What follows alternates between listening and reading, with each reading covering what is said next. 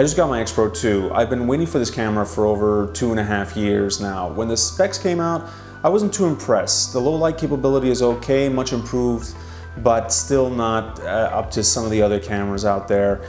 And it doesn't shoot 4K.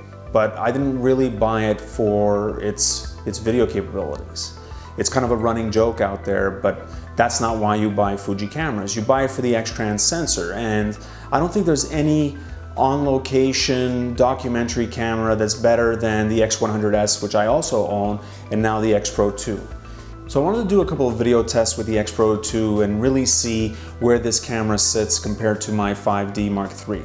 So I decked it out with my Canon Cine Samyang lens. It's a 35mm, and then I put the follow focus on it because I find the lens super heavy. But I went out, I did some tests. I'll come back at the end of this and give you a little bit more information on how the X Pro actually panned out.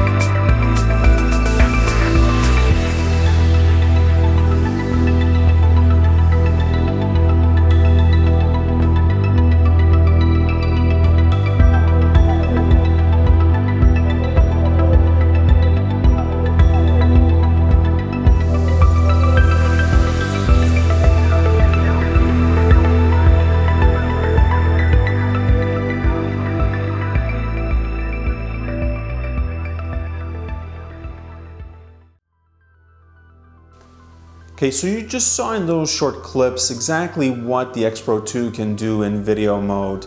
I have some notes, I'm going to go back and forth to them, and the first thing I can tell you is you absolutely need to set your white balance properly before you start shooting any videos. I find that even in picture mode and still mode, the white balance is still not 100%. Maybe it's one firmware update away from being perfect, but right now it's a little bit wonky. But with stills, I'm shooting in RAW. In video, I don't have that luxury.